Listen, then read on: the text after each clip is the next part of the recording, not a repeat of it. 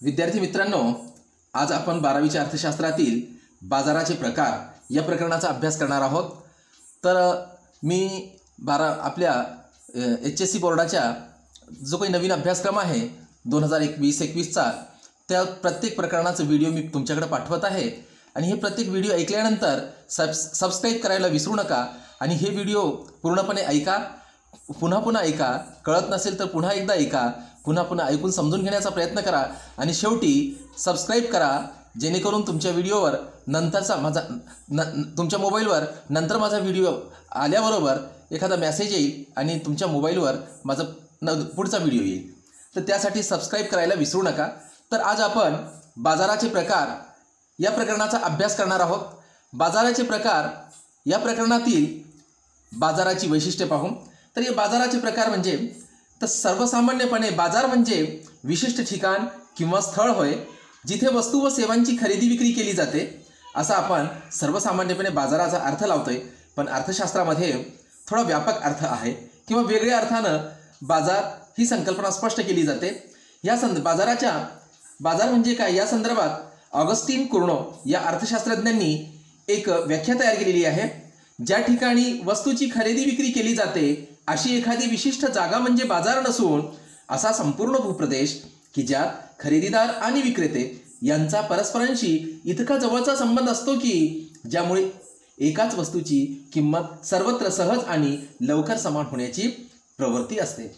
मग अशा प्रकारे बाजार ही संभाव्य ग्राहक आणि संभाव्य विक्रेते यांच्यातील परस्पर संबंधाचे एक जाळे आहे।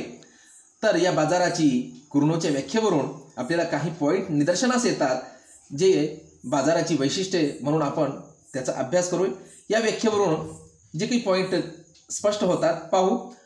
तर बाजाराची वैशिष्ट्ये वैशिष्ट्य नंबर 1, ग्राहक व विक्रेते। बाजार म्हटलं की प्रामुख्याने दोन घटक येतात, एक ग्राहक, दुसरा विक्रेता। ग्राहक हे वस्तूची खरेदी करतात आणि विक्रेते हे वस्तूची विक्री करतात। तर ग्राहक व विक्रेते या दोन्ही घटकाचा समावेश हा बाजारामध्ये होतोय। तर दुसरा पॉइंट आहे वस्तू व सेवांची खरेदी विक्री। बाजारामध्ये ग्राहक आणि विक्रेते हे सहज असंच येत नाही, तर काही ना काही हेतू किंवा उद्देश असतोय। विक्रेते आपल्या कारखान्यात किंवा शेतात किंवा एखाद्या व्यवसायामध्ये ज्या काही एखाद्या उद्योग क्षेत्रात एखाद्या वस्तूचं उत्पादन केल्यानंतर ते विकण्यासाठी आपला माल बाजारात घेऊन येतात, जेणेकरून आपला माल विकला जाईल त्या उद्देशाने येतात। म्हणजे वस्तूची ते काय करतात, वस्तू व सेवांची विक्री करतात। तर ग्राहक काय करतात, आपल्या विविध गरजांची पूर्तता करण्यासाठी ज्या वस्तू आणि सेवांची आवश्यकता असते त्या वस्तू व सेवांची खरेदी करण्यासाठी ग्राहक बाजारात येतात। म्हणजेच बाजारामध्ये ग्राहक व विक्रेते हे वस्तू व सेवांची खरेदी विक्री करीत असतात। तर यालाच आपण बाजार असं म्हणतोय। यानंतर वस्तूची किंमत। वस्तू व सेवांची खरेदी विक्री करत असताना सर्वात प्रथम ग्राहक वस्तूची मागणी करत असताना सर्वात आधी 1 किलो 2 किलो ही संबंधित वस्तू द्या असं म्हणण्यापेक्षा तो सर्वात आधी विचारतोय काय भाव आहे, या वस्तूची किंमत काय आहे, प्रति किलो काय किंमत आहे आधी विचारतोय, मग नंतर त्या वस्तूची मागणी करतोय।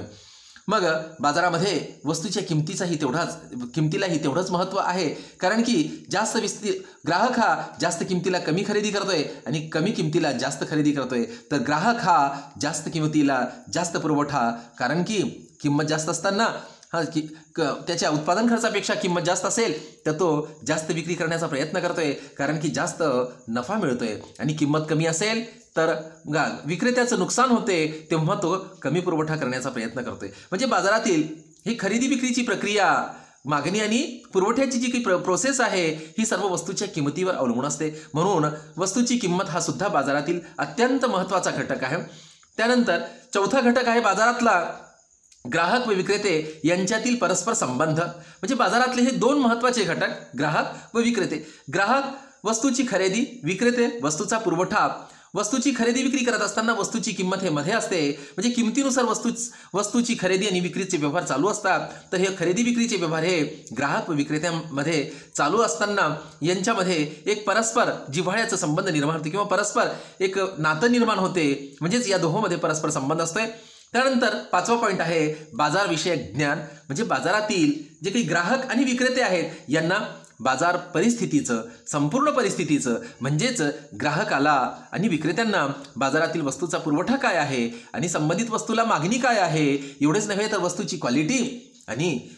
क्वालिटी आणि इतरत्र त्या वस्तूच्या असलेल्या किमती, या सर्व परिस्थितीचं ज्ञान हे ग्राहक व विक्रेते या दोघांनाही असतात. म्हणजेच बाजारविषयक ज्ञान हे बाजारातील हे पण वैशिष्ट्य आहे. मग अशा पद्धतीनं ज्याला आपण बाजार म्हणतोय त्या बाजाराचे प्रामुख्याने 5 वैशिष्ट्ये आहेत. पहिलं वैशिष्ट्य ग्राहक व विक्रेते. नंबर 2 वस्तू व सेवांची खरेदी विक्री. नंबर 3 वस्तूंची किंमत. 4 ग्राहक व विक्रेते यांच्यातील परस्पर संबंध. नंबर 5 बाजारविषयक ज्ञान. मग अशा पद्धतीनं ही बाजाराची वैशिष्ट्ये इथं संपलेली आहेत.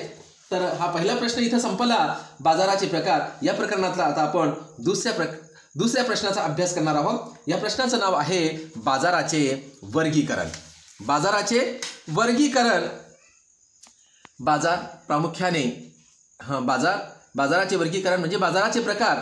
बाजाराचे प्रामुख्याने 3 प्रकार पडतात. एक आहे स्थळानुसार, दुसरा आहे काळानुसार प्रकार, तिसरा आहे स्पर्धेनुसार प्रकार.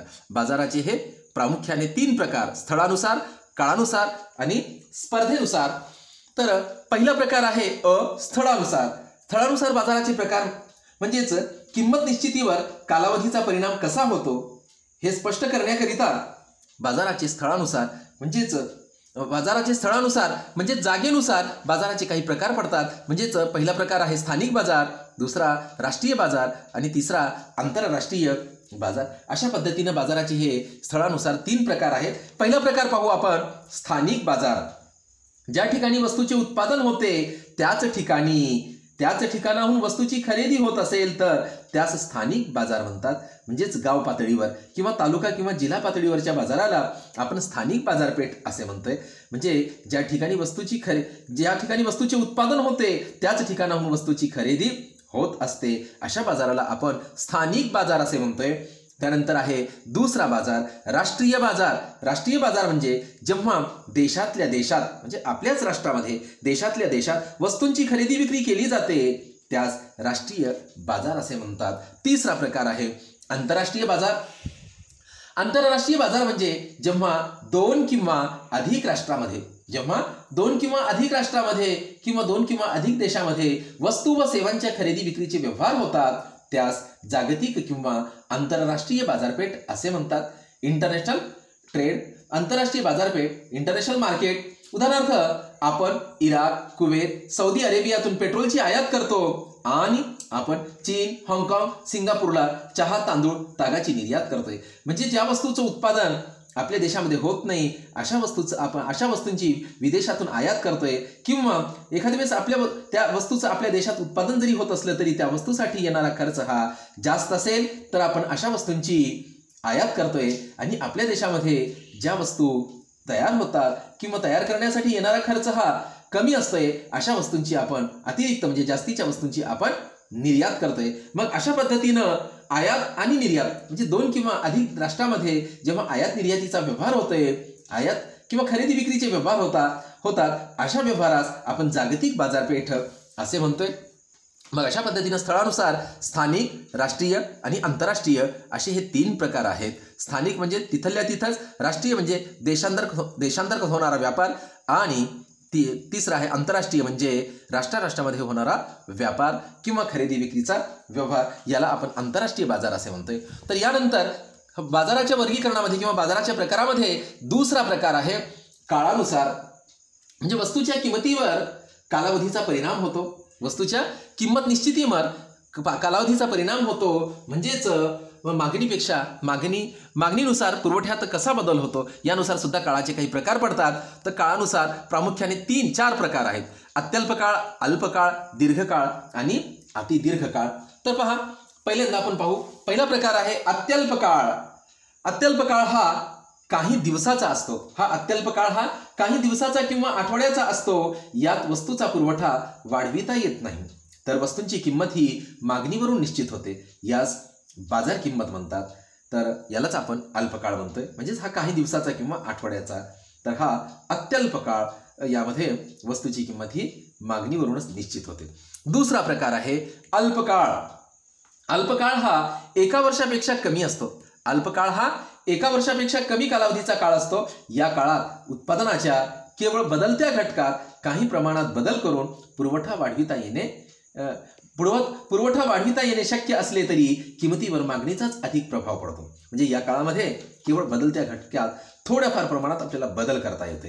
म्हणजे उत्पादन घेत असताना किंवा उत्पादनाची प्रक्रिया चालू असताना प्रामुख्याने आपण 2 घटकाचा वापर करतोय। एक स्थिर घटक आणि दुसरा आहे बदलते घटक। स्थिर घटक म्हणजे ज्या घटकाचा उत्पादन प्रक्रियेमध्ये पुन्हा पुन्हा वापर करता येतोय, जे कितीदाही वापरलं तरी नष्ट होत नाही, जे दीर्घकाळ टिकणारे असते, त्याला आपण स्थिर भांडवल म्हणतोय, स्थिर घटक म्हणतोय। आणि याशिवाय ज्या घटकांचा आपण एकदा वापर केल्यानंतर ते नष्ट होते किंवा त्याचे अंतिम वस्तूमध्ये रूपांतर होते उत्पादन प्रक्रियेमध्ये, अशा घटकांना आपण बदलते घटक म्हणतोय। तर स्थिर घटक म्हणजे कारखान्याची इमारत, यंत्रसामग्री, वाहन, जे घटक दीर्घकाळ टिकणारे असते अशा घटकामध्ये, किंवा जे घटक तयार करण्यासाठी दीर्घकाळ लागतोय अशा घटकामध्ये आपल्याला अल्पकाळामध्ये बदल करता येत नाही। पण बदलत्या घटकामध्ये थोड्या प्रमाणात आपल्याला बदल करता येतो। बदलते घटक कोणते?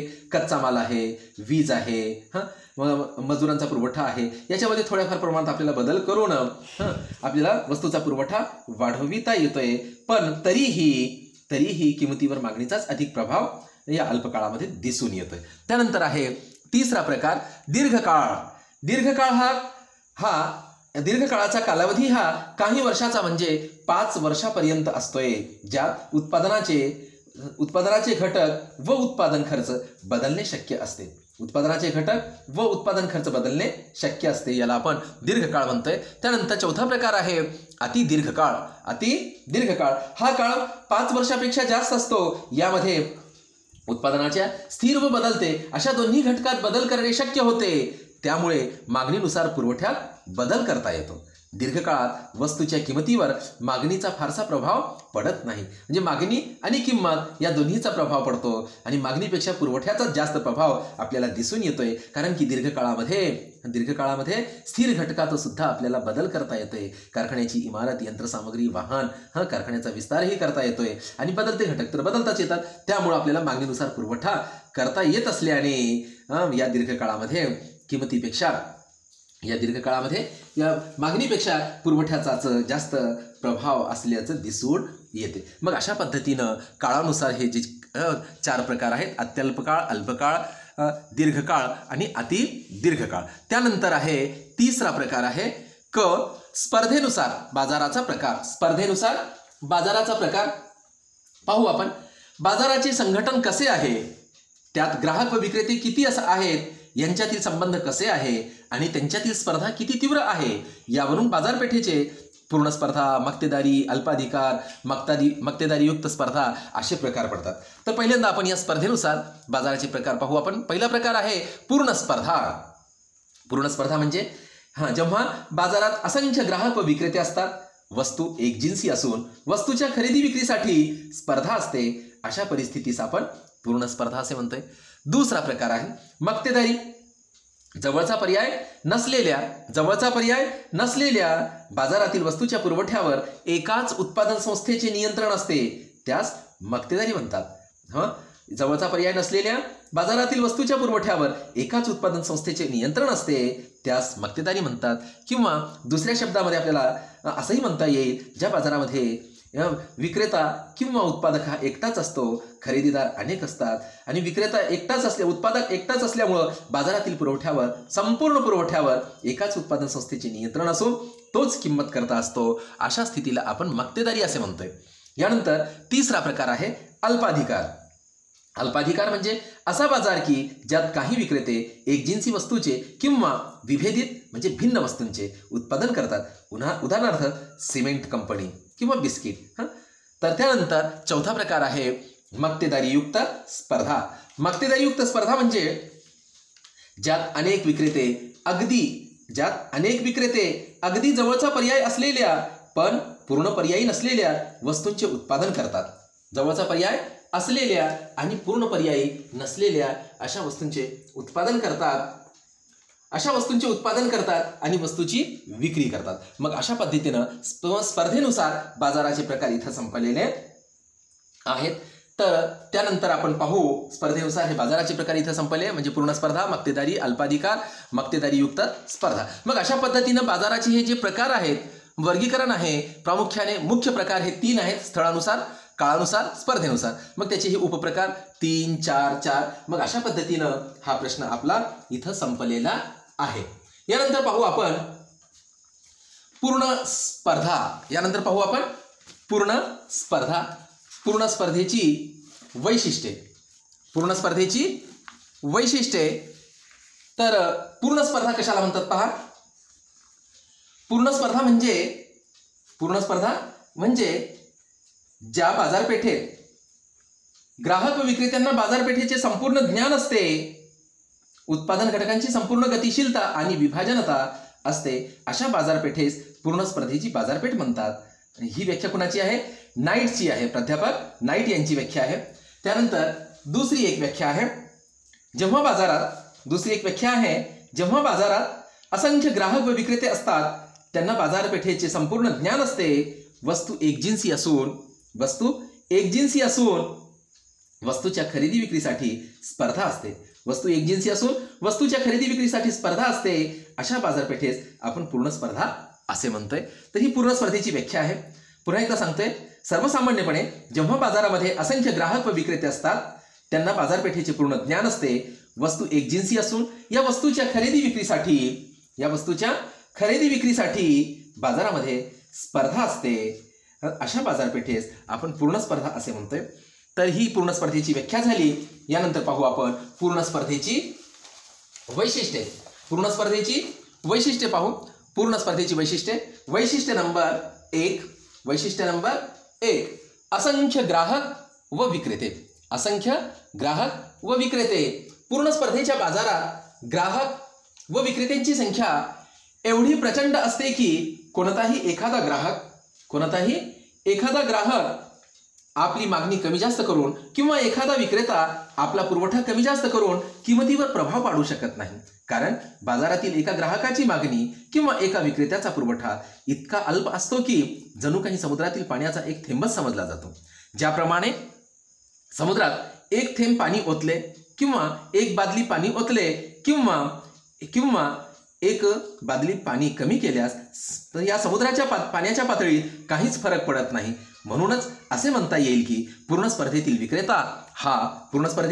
विक्रेता हा किंमत निश्चित करणारा नसून तो किंमत स्वीकारणारा असतो. म्हणजेच पूर्ण स्पर्धेच्या बाजारामध्ये असंख्य ग्राहक व विक्रेते असतात, अनगिनत असतात. जसं आकाशातले तारे आपण मोजू शकत नाही, तशी ही ग्राहक व विक्रेत्यांची संख्या असते, म्हणजेच असंख्य असतात. दुसरा पॉइंट आहे एकजिन्सी वस्तू. पूर्ण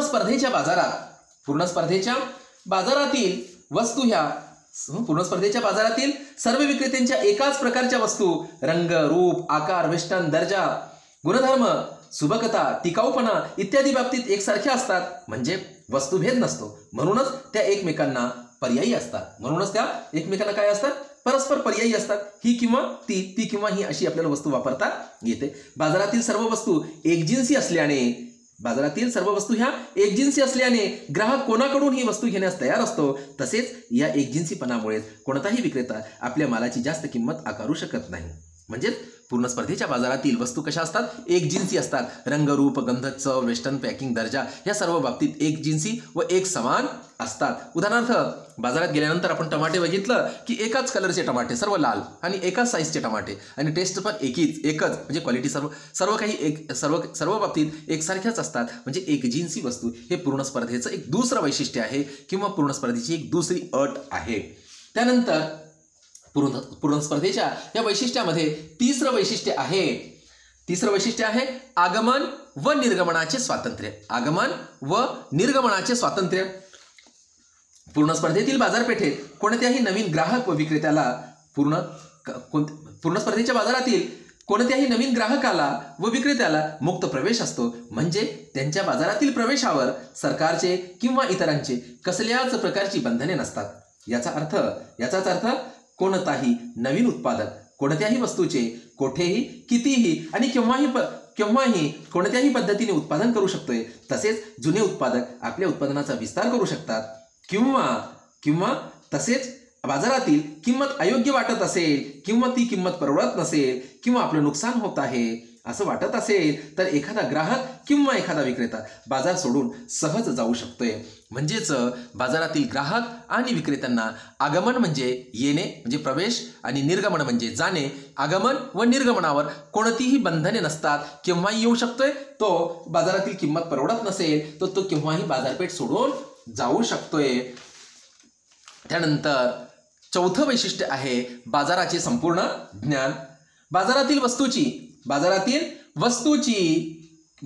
वस्तूची किंमत, पर्यायी वस्तू, वस्तूंचा दर्जा, वस्तूचा प्रकार व वस्तूच्या मागणी पुरवठ्याची स्थिती, ग्राहक व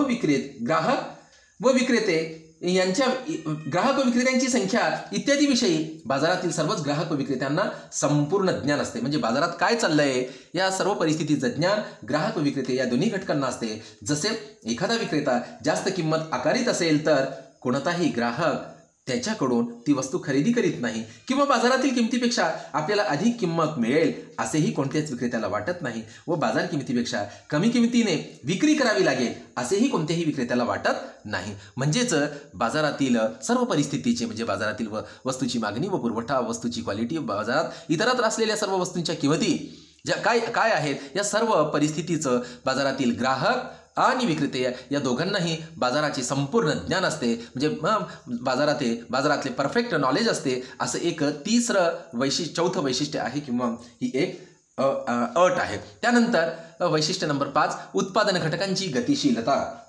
उत्पादन घटक कोणते? प्रामुख्याने आपण अर्थशास्त्रामध्ये 4 घटकांचा उल्लेख करतोय. भूमी, भांडवल, श्रम आणि संयोजक. म्हणजे हे घटक उत्पादनाचे घटक हे काय गतिशील असतात. म्हणजे एका ठिकाणाहून दुसऱ्या ठिकाणी किंवा एका उद्योगातून दुसऱ्या उद्योगात ते सहज स्थलांतरित होऊ शकतात किंवा जाऊ शकतात. म्हणजेच पूर्ण स्पर्धेतील बाजारात उत्पादन घटकांच्या किंमत समानतेसाठी उत्पादनाचे सर्व घटक पूर्णपणे हे गतिशील असतात. पूर्णपणे गतिशील असावेत. उदाहरणार्थ श्रमिकांना नांदेडपेक्षा मुंबईला मिळणारे वेतन जास्त असेल तर नांदेडचे श्रमिक मुंबईला स्थलांतर करतील. त्याचा परिणाम मुंबईत श्रमिकांचा पुरवठा वाढून तेथील वेतन दर कमी होईल.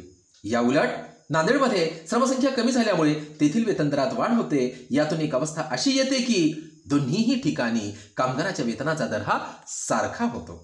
म्हणून कामगाराच्या वेतनाचा दर मुंबई आणि नांदेडला सारखा होते. म्हणजेच किमतीत एक समानता निर्माण होते. हे कशामुळे झालं? बाजारामध्ये उत्पादन घटक एका ठिकाणाहून दुसऱ्या ठिकाणी सहज जात असतील तर मग ह्या गतिशीलतेमुळं वस्तूची किंमत सर्व घटकांची सर्व ठिकाणी एकच होऊ शकते. त्यानंतर 6वी अट किंवा वैशिष्ट्य आहे एकच किंमत. त्यानंतर आहे एकच किंमत. म्हणजे पूर्ण स्पर्धेच्या बाजारात वस्तूची किंमत ही एकच असते म्हणजे संपूर्ण बाजारात एकच असते. पूर्ण स्पर्धेच्या वरील वैशिष्ट्यामुळे कोणते वैशिष्ट्य? हे असंख्य ग्राहक व विक्रेते, एकजिन्सी वस्तू, आगमन निर्गमनाचे स्वातंत्र्य, बाजाराचे संपूर्ण ज्ञान, उत्पादन घटकाची गतिशीलता या संपूर्ण वैशिष्ट्यामुळे विशेष करून वस्तू एकजिन्सी असल्यामुळे त्या एकमेकांना पूर्णपणे पर्यायी असतात. म्हणजे पूर्ण स्पर्धेत वस्तुभेद नसल्यामुळे मूल्यभेद करणे अशक्य असते. म्हणूनच पूर्ण स्पर्धेत वस्तूची किंमत ही केवळ बाजारातील वस्तूची मागणी व पुरवठ्याच्या समतोलाने निश्चित होते आणि ही किंमत बाजारात सर्वत्र सारखी असते. कोणत्याही विक्रेत्याकडे जा, ती संबंधित वस्तू ही त्या एकाच किमतीने विकली जाते. म्हणजेच बाजारातील मागणी आणि वस्तूची किंमत ही मागणी आणि पुरवठ्याच्या समतोलातून निश्चित होत असल्यामुळे आणि ती सर्वत्र सर्वत्र समान किंमत असते. त्यानंतर 6वा पॉईंट आहे 7वा पॉईंट आहे वाहतूक खर्चाचा अभाव.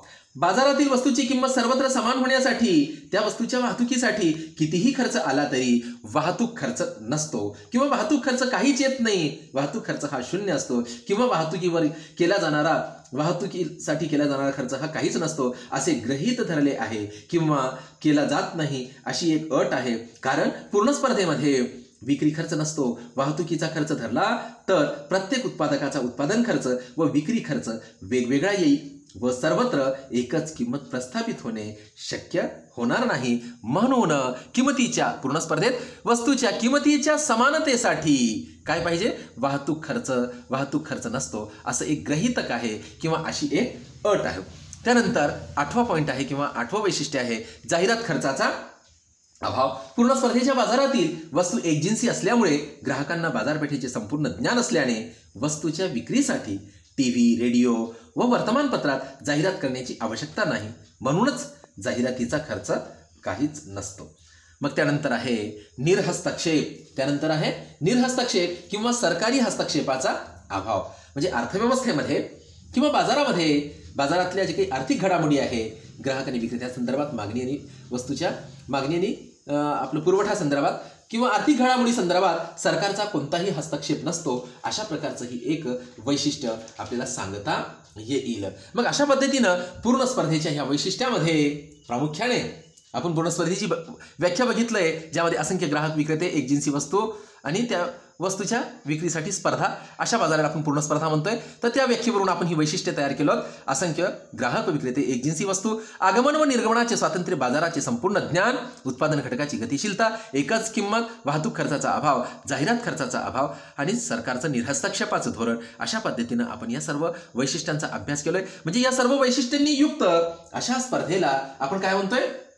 अशा सर्व वैशिष्ट्यांनी युक्त स्पर्धेला आपण पूर्ण स्पर्धा असे म्हणतोय किंवा यालाच आपण परफेक्ट कॉम्पिटिशन असेही म्हणतोय. मग अशा पद्धतीनं परफेक्ट कॉम्पिटिशनची ही वैशिष्ट्ये जी आहेत, पूर्ण स्पर्धेची वैशिष्ट्ये इथं संपलेली आहेत. त्यानंतर पाहू आपण नंतरचा प्रश्न आहे, म्हणजे या पूर्ण स्पर्धेमध्ये वस्तूची किंमत आपण म्हणलो की वस्तूची मागणी आणि पुरवठा या दोघांच्या समन्वयातून निश्चित होते. पण ती प्रत्यक्षात कशी निश्चित होते हे आपल्याला इथं पाहावं लागेल. मग ती वस्तूची किंमत निश्चिती संदर्भात, पूर्ण स्पर्धेतील किंमत निश्चिती संदर्भात काय प्रोसेस आहे हे आपल्याला पाहावं लागेल.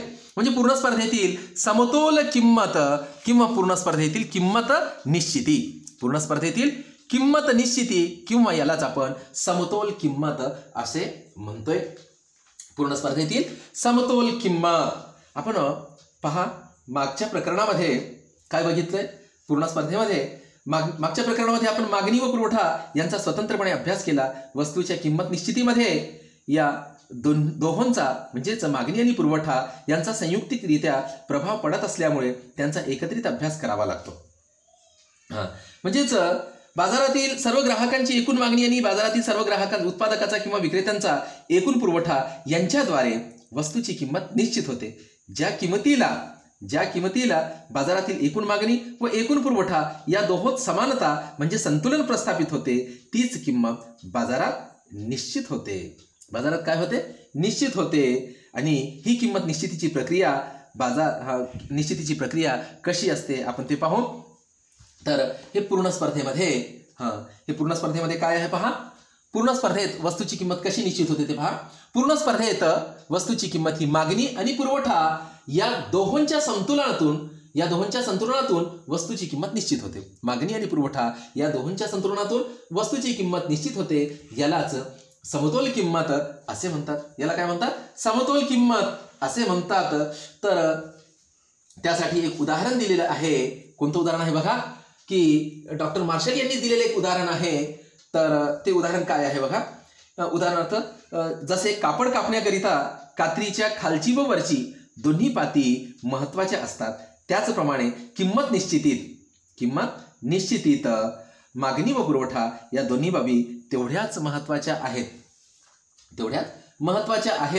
म्हणजेच वस्तूची किंमत निश्चितीबाबत काय आहे?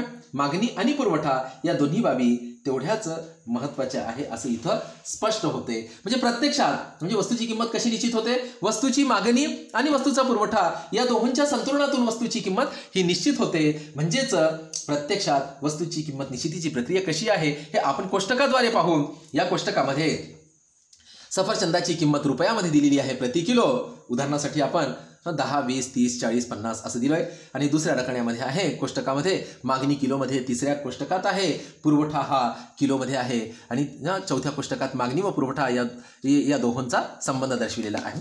तर या कोष्टकामध्ये पहा, वस्तूच्या पूर्ण स्पर्धेतील किंमत निश्चितीची प्रक्रिया काय आहे पहा. पहिल्या कोष्टकामध्ये सफरचंदाची किंमत प्रति किलो सर्वात कमी म्हणजे 10 रुपये असताना मागणी ही 500 किलोची आहे. किंमत 10 रुपयावरून 20 पर्यंत वाढली की 400 होते, 30 पर्यंत वाढली की 300 पर्यंत मागणी वाढते आणि 40 झाली की 200, 50 झाली की 100. मग अशा पद्धतीनं वस्तूची किंमत जशी वाढत आहे तसतशी मागणीही कमी होत आहे आणि किंमत कमी होताना मागणी वाढत असल्याचं दिसून येते. म्हणजेच किंमत आणि मागणी या दोहोंमध्ये व्यस्त स्वरूपाचा संबंध असल्याचं स्पष्ट होते. त्यानंतर हे आपण मागणीच्या प्रकरणात बघितलंय. मागणीच्या सिद्धांतामध्ये किंवा मागणीच्या नियमामध्ये वस्तूची किंमत वाढत असताना वस्तूची मागणीही कमी होत जाते आणि किंमत कमी होताना मागणी वाढत जाते. म्हणजेच किंमतीच्या विरुद्ध दिशेने मागणीत बदल होतोय हे आपण मागणीच्या सिद्धांतामध्ये आपण बघितलंय. तर यानंतर तिसऱ्या कोष्टकामध्ये पुरवठ्याचं विश्लेषण आहे. तर किंमत 10 रुपये असताना 100 किलोचा पुरवठा 20 रुपये झाली तर 200 किलोचा पुरवठा आणि किंमत 20 वरून 30 रुपयापर्यंत वाढली असता पुरवठा हा 300 किलोचा होतो आणि पुन्हा किंमत वाढली 40 झाली तर वस्तूचा पुरवठा हा 400 किलोचा होतोय. मग अशा पद्धतीने किंमत पुन्हा 50 झाली की पुरवठा हा 500 किलोचा होतो. म्हणजेच आपल्या मागच्या प्रकरणामध्ये आपण बघितलंय ना, पुरवठ्याच्या नियमामध्ये वस्तूची किंमत जसजशी वाढत जाते तसतसा पुरवठाही वाढतो आणि या उलट किंमत कमी होताना वस्तूचा पुरवठाही कमी होत जातो. म्हणजेच किंमत आणि पुरवठा या दोहोंच्या समन्वय किंमतीच्या समदिशेने पुरवठ्यात बदल होतो. म्हणजेच ज्या ठिकाणी ज्या किंमतीला वस्तूची मागणी आणि पुरवठा समान होतोय त्या ठिकाणी वस्तूची किंमत निश्चित होते. म्हणजेच पहा आता किंमत वाढत असताना मागणी कमी होत आहे आणि पुरवठा वाढत आहे. तर पहा हे 30 रुपये किंमतीला वस्तूची मागणी 300 किलोची आणि पुरवठा सुद्धा 300 किलोचा आहे. म्हणजे मागणी आणि पुरवठा या दोहोंमध्ये समतोल प्रस्थापित झाला. कोणत्या किंमतीला?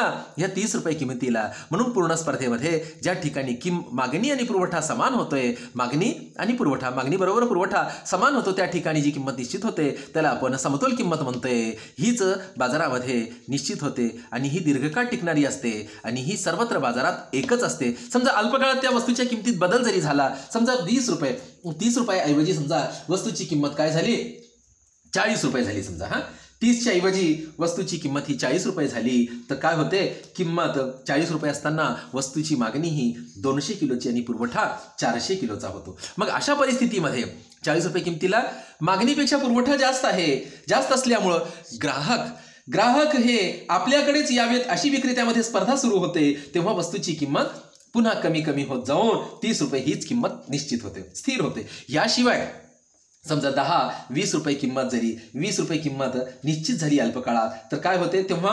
पुरवठ्यापेक्षाही मागणी जास्त आहे. 10 आणि 20 रुपये किमतीला पुरवठ्यापेक्षा मागणी जास्त असल्याने ग्राहक जास्त किंमत देण्यास तयार होतात. म्हणजे आपल्याला बाजारातील वस्तू ही आपल्यालाच मिळावी अशी ह्या ग्राहकामध्ये स्पर्धा निर्माण होते. तेव्हा ते काय करतात, वस्तूची किंमत जास्त देण्यासाठी तयार होतात. म्हणजेच किंमत वाढत जाऊन पुन्हा 30 रुपये ही किंमत स्थिर होते. म्हणजे ही किंमत काय आहे, कमाल किमतीपेक्षा ही कमी असून किमान किमतीपेक्षा ही जास्त आहे. म्हणजे ज्या ठिकाणी वस्तूची मागणी आणि पुरवठा समान म्हणजे बरोबर आहे त्या ठिकाणी ही किंमत निश्चित झाली.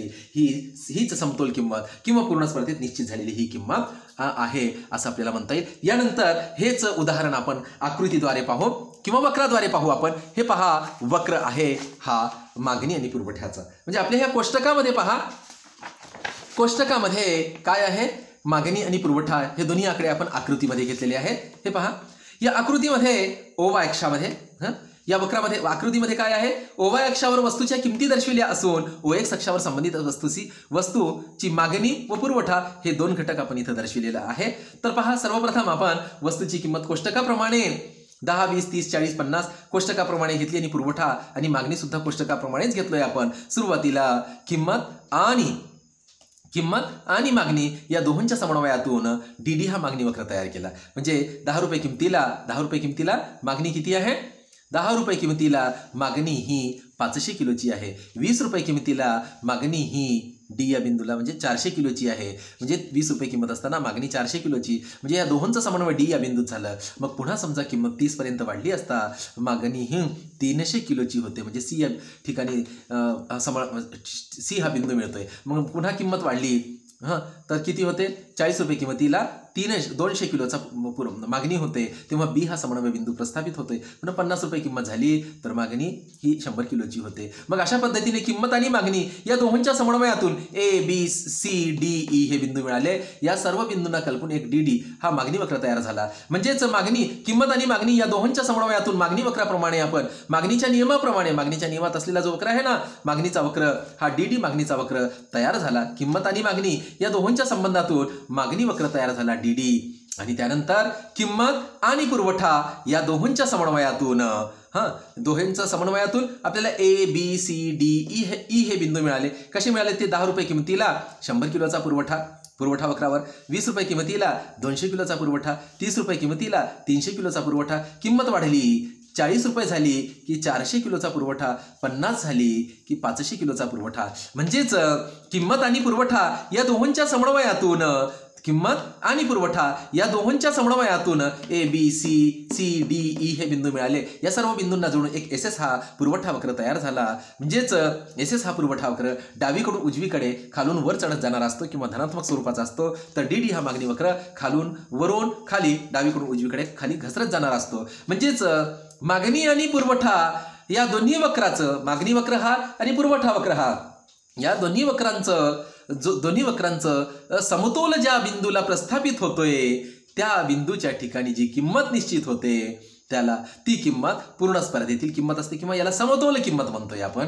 कारण की या किंमतीला मागणी आणि पुरवठा म्हणजे या समन्वय बिंदूला किंवा या समतोल बिंदूला मागणी आणि पुरवठा, मागणीचा वक्र पुरवठ्याचा वक्र हे दोन्ही वक्र परस्परांना सी या बिंदूत छेदतात. म्हणजे हा संतुलन बिंदू आहे मागणी पुरवठ्याचा.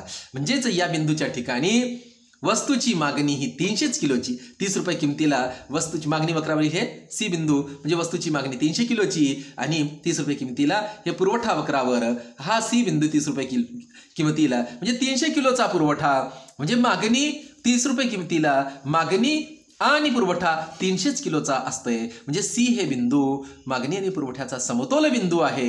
म्हणजे सी बिंदूच्या ठिकाणी जी किंमत निश्चित झाली याला आपण समतोल किंमत असे म्हणतोय किंवा पूर्ण स्पर्धेतील स्थिर किंमत असे म्हणतोय. किंवा या किंमतीशिवाय समजा 40 रुपये किंमत निश्चित झाली तर मागणी ही 200 किलोची आणि पुरवठा हा 400 किलोचा होतो. तेव्हा म्हणजे मागणीपेक्षा पुरवठा जास्त असल्याने विक्रेत्यांना असं वाटते की ग्राहक आपल्याकडेच यावेत म्हणून ते वस्तूची किंमत कमी करत जाऊन ते पुन्हा 30 रुपयापर्यंत येतात. म्हणजेच पुन्हा दीर्घकाळात ही 30 रुपये ही किंमत स्थिर होते. याशिवाय समजा हे कमी किंमत झाली तर तेव्हा मागणी आणि पुरवठ्यामध्ये असमतोल निर्माण होतो. मग शेवटी ते समतोलाकडे जातात आणि दोहोंचं समतोल हे सी बिंदूच्याच ठिकाणी होते. तेव्हा दीर्घकाळामध्ये 30 रुपये ही किंमत निश्चित होते. म्हणजे त्या ठिकाणी मागणी व पुरवठा समान आहेत. म्हणजेच याला आपण कोणती किंमत म्हणतोय?